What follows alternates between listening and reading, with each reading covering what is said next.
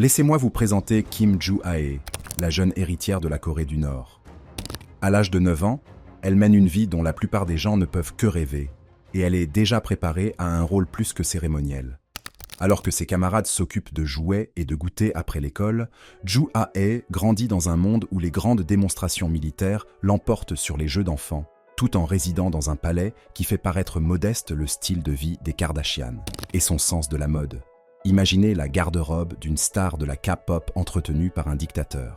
Mais il y a un hic. Alors que Joo-ae jouit du plus grand luxe, le reste de la population nord-coréenne est confrontée à une réalité radicalement différente, luttant pour satisfaire ses besoins fondamentaux, en particulier la nourriture. Le contraste est saisissant. Joo-ae symbolise le sommet de l'élite nord-coréenne, une fraction minuscule et privilégiée de la société qui jouit de ce que peu d'autres pourront jamais avoir.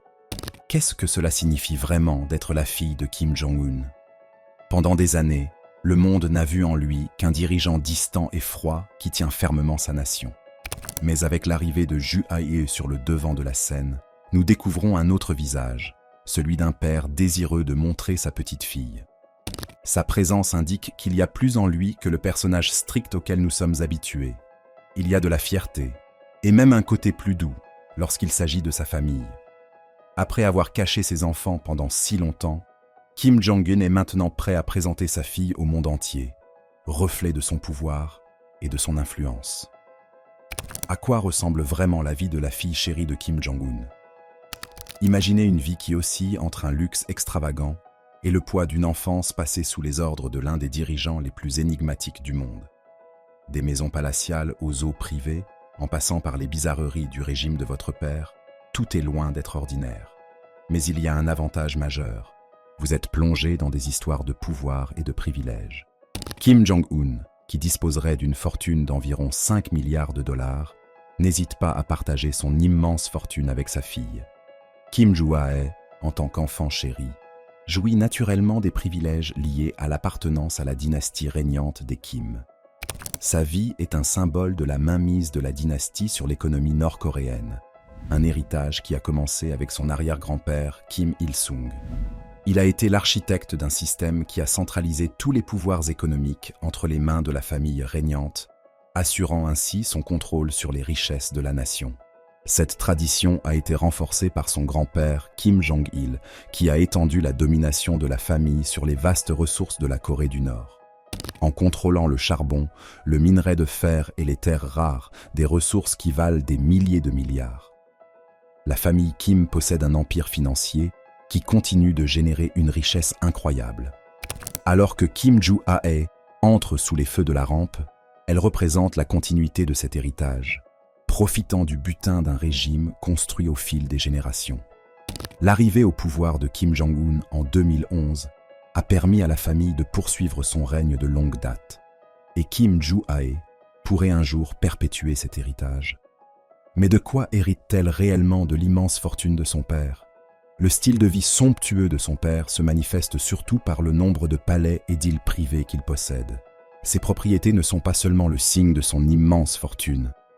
Elles servent de havre de paix fortifié où il peut exercer son autorité tout en s'offrant le summum du luxe. Chacune de ces propriétés est un chef-d'œuvre d'opulence, conçu avec une sécurité de pointe et adapté à ses moindres désirs. L'un des plus célèbres est la résidence Ryongsong, également connue sous le nom de résidence numéro 55, une forteresse de richesse et de pouvoir. Outre Ryongsong, Kim Jong-un posséderait un nombre impressionnant de 17 palais en Corée du Nord, chacun reflétant son style et ses préférences. L'un des plus remarquables est la résidence de Kangdong, située près de Pyongyang. Ce domaine dispose de vastes terrains, de lacs privés, de terrains de golf et de maisons d'hôtes extravagantes. Elle sert souvent de cadre à des réceptions de dignitaires étrangers et illustre la vie somptueuse de l'élite nord-coréenne. Mais l'appétit de Kim Jong-un pour le luxe ne se limite pas à la terre.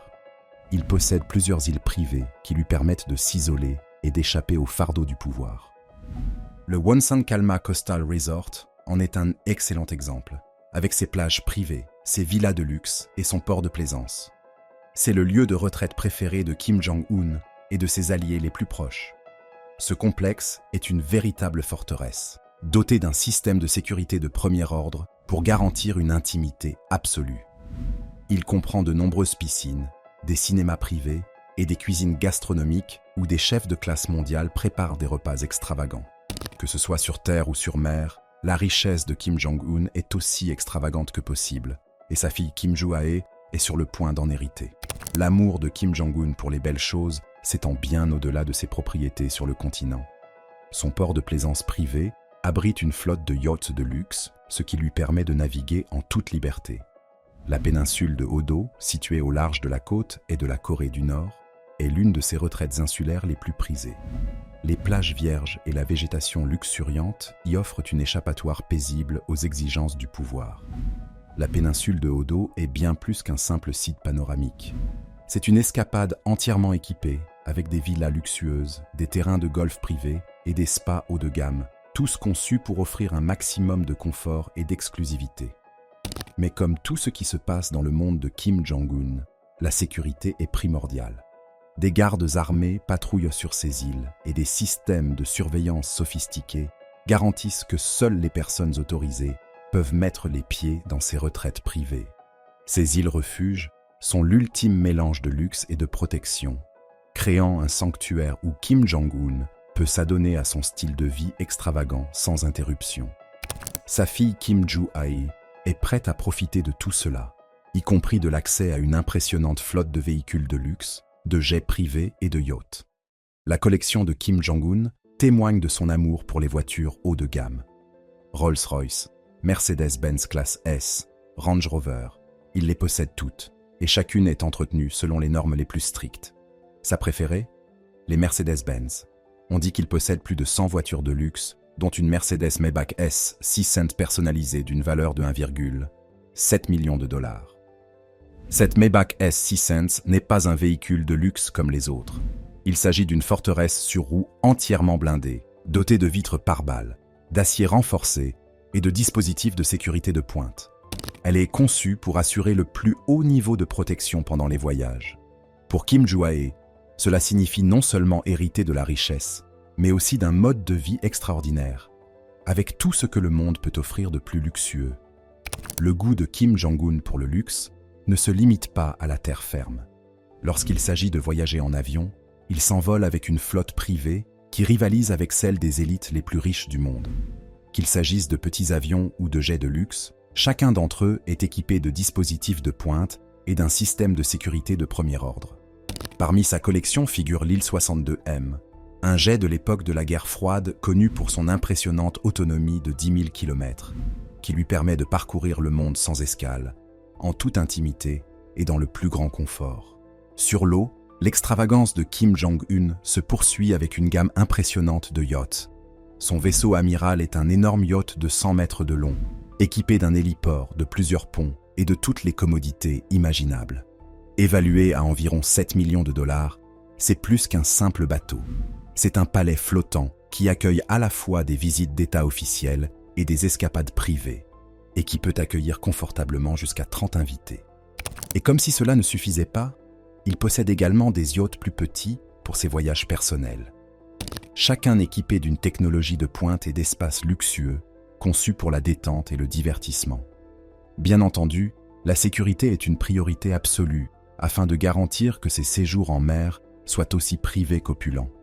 Pour l'instant, Kim Joo-ae est peut-être encore trop jeune pour comprendre l'immense fortune dont elle est destinée à hériter. Mais il ne fait aucun doute qu'elle s'épanouira dans son rôle d'héritière de ce mode de vie extravagant.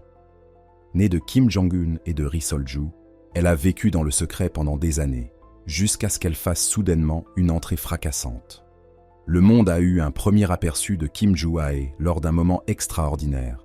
La télévision d'État nord-coréenne a diffusé des images de la jeune fille accompagnant son père lors d'une visite d'une usine de missiles. Dans une scène qui a surpris les médias et les agences de renseignement du monde entier, la jeune fille se tenait aux côtés de son père alors qu'il supervit le dévoilement d'un missile à longue portée. Il s'agissait d'une introduction frappante, non seulement en tant que fille de Kim Jong-un, mais aussi en tant que personne susceptible de jouer un rôle important dans l'avenir de la Corée du Nord. Il ne s'agissait pas d'une journée typique où l'on amène son enfant au travail. Il s'agissait d'un moment soigneusement orchestré présentant au monde ce qui pourrait être le futur visage de la Corée du Nord. Quelle importance! Elle est considérable. Pour la première fois, un membre de la famille Kim était présenté publiquement et de manière aussi visible. Il n'a pas fallu longtemps aux experts pour commencer à spéculer sur le fait qu'il s'agissait d'un signal clair. Kim Jong-un prépare peut-être Kim Joo-ae à prendre un jour le pouvoir. Ce moment pourrait marquer un tournant dans le leadership de la Corée du Nord à l'avenir. L'apparition publique de Kim Joo-ae n'était pas seulement une sortie en famille, c'était une décision stratégique pour consolider son avenir au sein du régime. Son éducation est tout sauf ordinaire. Chaque détail de son éducation est méticuleusement planifié pour la préparer à un rôle potentiel de leader dans le pays. Contrairement à la plupart des enfants, elle ne fréquente pas une école ordinaire. Elle est scolarisée à domicile par un groupe d'éducateurs triés sur le volet et approuvés par Kim Jong-un lui-même. Ses enseignants sont plus que de simples universitaires. Ce sont des experts culturels, chargés de veiller à ce qu'elle acquiert les valeurs et les compétences nécessaires à une personne occupant une position unique. Mais son éducation va bien au-delà des manuels scolaires. Kim Joo-ae est formée à toute une série d'aptitudes à la vie quotidienne qui la distinguent des autres enfants. Elle est à la fois la prunelle des yeux de son père et le centre de son ambition. Quand elle n'apprend pas, elle profite de luxes inimaginables. Leçons de piano privé, boutiques de bonbons personnalisés et, on ne peut que le supposer, des rendez-vous de jeu tout droit sortis d'un conte de fées. D'accord, les licornes sont peut-être un peu exagérées, mais avec le style de vie privilégié de Kim Joo-ae, c'est facile à imaginer. Kim Joo-ae n'est pas seulement élevée dans le luxe. Chaque aspect de sa vie est conçu dans un but précis, même ses loisirs.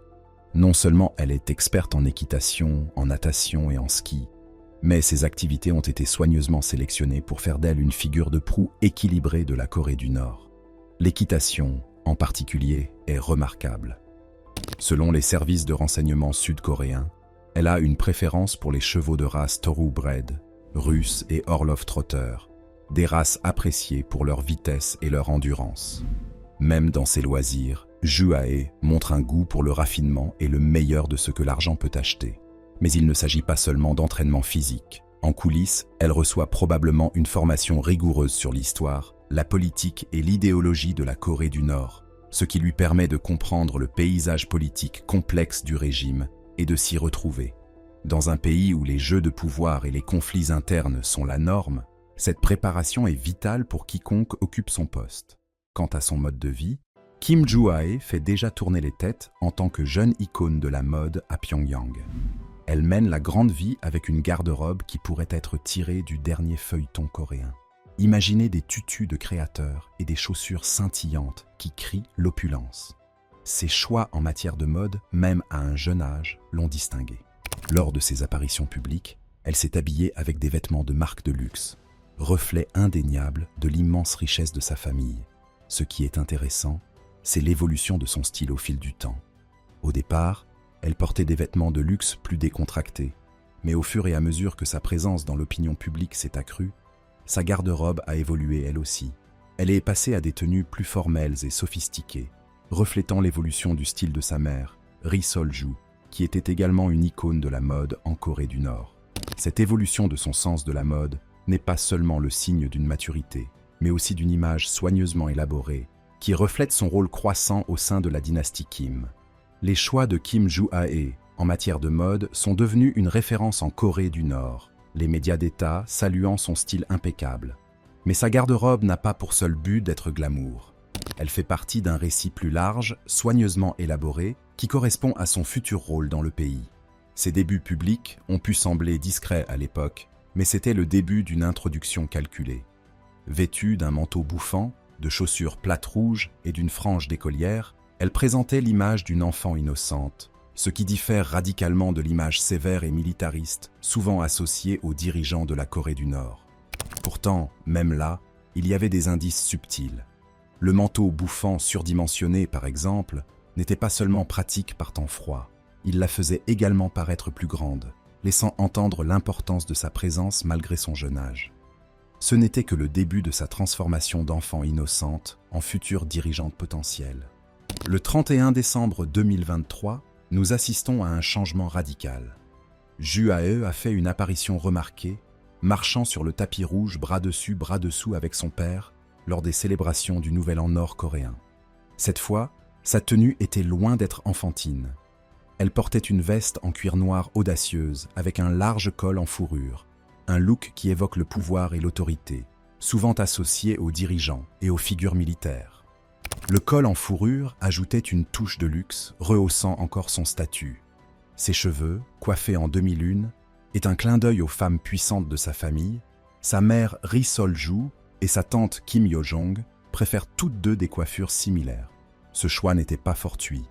Il la plaçait subtilement dans la lignée des femmes d'influence de la dynastie Kim, suggérant qu'elle était elle aussi préparée au leadership.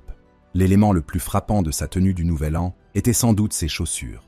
Ju Ae a porté des talons hauts d'environ 7 cm, assez hauts pour une femme adulte. Il s'agit d'un geste audacieux qui témoigne de sa maturité croissante et laisse présager qu'elle est passée de l'ombre de l'enfance à une figure plus importante et plus influente. Chaque détail de son apparence, des talons à la veste, a été conçu pour exprimer non seulement son statut de fille de Kim Jong-un, mais aussi son futur rôle de dirigeante à part entière. La décision de porter des talons hauts n'était pas un choix de mode aléatoire pour Kim Ju-ae. Il s'agissait d'une déclaration audacieuse, signalant sa transition progressive vers un rôle plus adulte et plus autoritaire. Les talons hauts sont souvent associés au pouvoir et à la confiance, et en les portant, Kim Ju-ae a symboliquement fait un pas vers sa future position à la tête de la Corée du Nord. Une semaine plus tard, Ju-ae accompagne son père lors de l'inspection d'une usine de poulets nouvellement construite, ce qui marque sa première apparition publique dans un contexte non militaire. Cette fois-ci, ses cheveux sont ondulés, ce qui accentue encore son allure mature. La succession rapide d'apparitions publiques et l'évolution de son image reflètent une stratégie de propagande soigneusement planifiée, probablement orchestrée par son influente tante Kim Yo-jong, qui supervise les efforts de propagande de la Corée du Nord. Selon les experts, la visibilité croissante de Ju-ae a plusieurs objectifs. D'une part, elle permet à Kim Jong-un de se présenter comme un père attentionné, ce qui adoucit son image. D'autre part, elle positionne Ju-ae comme le successeur, représentant la 4e génération de la puissante dynastie Baekdu. Pour Kim Jong-un, c'est un moyen d'assurer l'avenir de sa famille et de la nation, en garantissant la continuité grâce à Ju-ae et aux capacités nucléaires de la Corée du Nord. En tant que membre de la famille Kim, la vie de luxe de Ju-ae s'accompagne d'une sécurité inégalée. Vivre dans le manoir Ryong-song, c'est plus que résider dans une maison somptueuse, c'est vivre dans une forteresse. Ce palais présidentiel n'est pas seulement un symbole de richesse, mais aussi de l'immense pouvoir de la famille Kim. Le manoir serait doté d'équipements extravagants, notamment d'immenses piscines, parfaites pour les loisirs et la détente. Avec sa vue imprenable sur la plage et son atmosphère tranquille, c'est l'incarnation même du luxe. À l'intérieur du manoir, la grandeur se poursuit avec des lustres ornés qui illuminent les vastes salles. Le domaine comprend même des lacs artificiels qui ajoutent à l'opulence et créent un environnement serein qui reflète la vie de privilège dont jouit Ju-ae. Le manoir Ryong-song n'est pas seulement une maison, c'est aussi un témoignage de la puissance et de l'héritage durable de la dynastie des Kim. L'une des caractéristiques les plus surprenantes du manoir Ryong-song est sa gare souterraine secrète, cachée sous le domaine. Cette installation ultra secrète a été conçue pour permettre à Kim Jong-un et à sa famille de s'échapper en cas d'urgence, ce qui témoigne des mesures extrêmes prises pour assurer leur sécurité. La sécurité du manoir est d'un tout autre niveau. Si les jardins magnifiquement entretenus peuvent sembler accueillants, ils sont truffés de mines et de pièges destinés à déjouer tout intrus potentiel. Les murs du palais sont renforcés par des couches de béton et de plomb, offrant une protection solide contre d'éventuelles menaces nucléaires. Ces mesures garantissent que la famille Kim reste à l'abri du danger, ce qui lui permet de profiter de son mode de vie luxueux en toute sérénité. La vie de Kim Ju-ae dans le manoir Ryong-song contraste fortement avec les luttes quotidiennes auxquelles sont confrontés les Nord-Coréens ordinaires. Alors que le citoyen moyen est confronté à des difficultés économiques et à des ressources limitées, Kim Ju-ae mène une vie de luxe et de privilèges inégalés. Le penchant de la famille Kim pour le secret est légendaire, l'isolement de la Corée du Nord gardant de nombreux détails secrets. Cependant, tout cela a changé radicalement lorsque Kim Ju-ae a fait ses débuts en public. Avant cette révélation, la star de la NBA, Dennis Rodman, avait fait une rencontre surprenante lors de sa visite en Corée du Nord en 2013. Il a mentionné avoir tenu dans ses bras une fille qu'il pensait être Kim Joo-ae, un fait confirmé plus tard par d'anciens responsables militaires nord-coréens. Depuis sa première apparition, Kim Joo-ae a été présenté à la télévision d'État nord-coréenne à de multiples reprises, chaque apparition étant méticuleusement planifiée pour transmettre un message spécifique.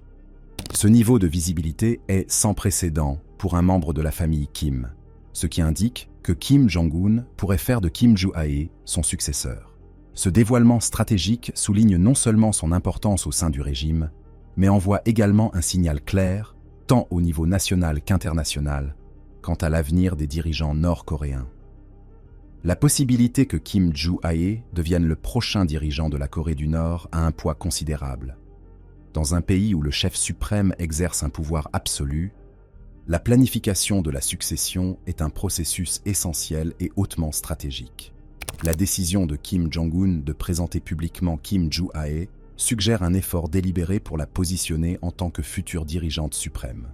Dès son plus jeune âge, elle reçoit une éducation et une formation sur mesure dispensées par des experts nord-coréens afin de la préparer à ce rôle. En Corée du Nord, où le discours de la famille régnante est fortement appliqué en dépit des difficultés généralisées, Kim Joo-ae est considérée comme la prochaine figure de proue. La machine de propagande du pays est si efficace que, malgré la pauvreté généralisée, la population reste fidèle au régime. L'image de Kim Joo-ae est soigneusement travaillée pour trouver un écho auprès de la population. Récemment, les médias d'État ont même commencé à utiliser le terme « respecté » pour la décrire, un titre traditionnellement réservé aux dirigeants suprêmes. Ce geste souligne l'intention du régime d'élever son statut de future dirigeante et de consolider son rôle. L'image de Kim Joo-ae a été reproduite sur de nouveaux timbres-poste, la montrant aux côtés de Kim Jong-un dans divers contextes officiels, notamment lors de l'inspection de missiles et de réunions avec le personnel militaire. Certains analystes estiment que ces démonstrations publiques ont également un double objectif. Elles présentent Kim Jong-un comme une figure plus bienveillante, ce qui pourrait être une manœuvre stratégique pour renforcer sa position dans la dynamique actuelle du pouvoir. Les apparitions publiques de Kim Joo-ae ne servent pas seulement à la présenter, mais aussi à façonner son image et à préparer le terrain pour son éventuel rôle de dirigeante. Cette préparation stratégique garantit que, le moment venu, elle sera perçue à la fois comme la continuation de la dynastie des Kim et comme un symbole de stabilité pour l'avenir de la Corée du Nord. Autrefois entourée de mystères, Kim Joo-ae est aujourd'hui sous les feux de la rampe en tant que figure clé de l'avenir de la Corée du Nord. La communauté internationale attend avec impatience qu'elle commence à affirmer sa présence sur la scène internationale. Mais l'ascension de Kim Joo-ae n'est pas sans obstacle. L'un de ses plus grands défis pourrait venir de sa propre famille, sa redoutable tante, Kim Yo-jong. En tant que sœur de Kim Jong-un, Kim Yo-jong est devenue une force importante dans la politique nord-coréenne. Connue pour son attitude féroce et sa position résolument anti-étrangère, Kim Yo-jong, souvent surnommée la princesse rouge, a acquis une certaine notoriété grâce à ses déclarations audacieuses et à son soutien sans faille au régime de son frère. Récemment, elle a fait parler d'elle en dénonçant les États-Unis comme une bande de gangsters et en défendant le droit de la Corée du Nord à disposer de son arsenal nucléaire. Sa rhétorique enflammée et son sens de la stratégie lui ont permis de devenir l'une des personnalités les plus influentes du régime. En tant que directrice adjointe du département de la propagande de la Corée du Nord, Kim Yo-jong est à l'origine de nombreuses stratégies de communication du régime. La rumeur veut qu'elle ait contribué à orchestrer l'amitié de Kim Jong-un avec Dennis Rodman et les représentations médiatiques qui en ont découlé, afin d'améliorer son image de homme du peuple. La dynamique entre Kim Joo-ae et Kim Yo-jong a suscité de nombreuses spéculations. Il s'agit d'une histoire classique de lutte de pouvoir interne qui rappelle les querelles familiales des histoires célèbres. Pensez aux jeunes héritiers et aux parents intrigants. Cette rivalité est appelée à jouer un rôle crucial dans la construction de l'avenir de la Corée du Nord et ajoute une couche d'intrigue au parcours de Kim Joo-ae. L'ascension de Kim Joo-ae s'inscrit dans un contexte d'intense lutte de pouvoir au sein de sa famille. Bien qu'elle jouisse de l'adoration du public, sa tante Kim Yo-jong commande la loyauté des militaires, ce qui fait d'elle une rivale redoutable. Kim Yo-jong ayant été la principale candidate à la succession, le décor est planté pour une bataille dramatique pour le pouvoir si Kim Jong-un se retire ou décède. Il y a même des spéculations selon lesquelles Kim Jong-un pourrait s'appuyer sur Kim Joo-ae pour consolider son emprise politique. À 40 ans, il n'a pas besoin d'un héritier dans l'immédiat, de sorte qu'un mariage stratégique de Kim Joo-ae avec une faction politique montante ou un parti influent pourrait être envisagé. Cette manœuvre pourrait non seulement asseoir son pouvoir, mais aussi préparer le terrain pour un affrontement de haut vol entre Kim Joo-ae et Kim Yo-jong. De l'autre côté du globe, une histoire similaire de progéniture privilégiée se déroule dans la sphère de Vladimir Poutine. Ses filles, Maria Vorontsova et Katerina Tikhonova, mènent une vie luxueuse et secrète à Moscou, entourée de créateurs de mode et de voitures haut de gamme. Maria, l'aînée des deux, mène une vie d'opulence à l'image de l'immense richesse de son père. Elle réside dans un somptueux penthouse à Moscou, équipé d'une sécurité de premier ordre et d'un mobilier luxueux. Malgré sa discrétion, son mode de vie témoigne de son accès à un confort et à une intimité extrême. Les habitudes de voyage de Maria reflètent son statut d'élite. Elle s'envole souvent vers des stations balnéaires exclusives et des îles privées dans le plus grand luxe. La collection de jets et de yachts privés de son père garantit que ses voyages sont marqués par un confort et une discrétion inégalés. Son cercle social est tout aussi exclusif. Il comprend l'élite russe et des personnalités internationales du monde des affaires et de la politique. Ce réseau lui permet non seulement d'accroître son influence, mais aussi d'avoir un accès inégalé aux ressources. La mode est un autre domaine où la richesse de Maria est évidente. On la voit souvent porter des vêtements de créateurs haut de gamme de marques tels que Chanel, Dior et Louis Vuitton. Sa garde-robe, remplie de robes de haute couture et de costumes sur mesure, est un témoignage visible de son statut élevé et de sa richesse. La vie de Maria Putin est un mélange fascinant de réussite et d'intrigue, façonné à la fois par son illustre famille et par ses propres réalisations impressionnantes. Malgré les efforts de son père pour garder sa vie hors de la vue du public, Maria reste un sujet de grand intérêt, non seulement en raison de son éducation privilégiée, mais aussi en raison de ses contributions significatives dans son domaine. Née en avril 1985, Maria Vladimirovna Poutina porte le nom de sa grand-mère, Maria Ivanovna Shelomova, un clin d'œil à l'héritage familial. Dès son plus jeune âge, elle fait preuve d'une intelligence remarquable et d'un profond intérêt pour les sciences. Ses premières années en Allemagne de l'Est, alors que son père était agent du KGB, ont été déterminantes. Elle a fréquenté une école allemande où son potentiel académique s'est rapidement révélé. De retour à Moscou, Maria a poursuivi ses études dans une école d'élite réputée pour ses normes académiques rigoureuses, où elle a toujours excellé et s'est classée parmi les meilleurs élèves. Ses prouesses académiques l'ont conduite à l'Université d'État de Saint-Pétersbourg, l'une des principales institutions russes, réputée pour l'importance qu'elle accorde à la recherche scientifique. À l'université, Maria a obtenu un diplôme de médecine, avec une spécialisation en endocrinologie pédiatrique. Ce domaine, axé sur les troubles hormonaux chez l'enfant, reflète sa volonté de s'attaquer à des problèmes de santé cruciaux. Sa carrière a été marquée par des réalisations importantes dans le domaine de la recherche médicale, notamment ses travaux sur la recherche génétique et le traitement des maladies rares. Son dévouement et ses contributions lui ont valu une place de choix dans la communauté médicale, où elle est reconnue pour son expertise et ses recherches innovantes.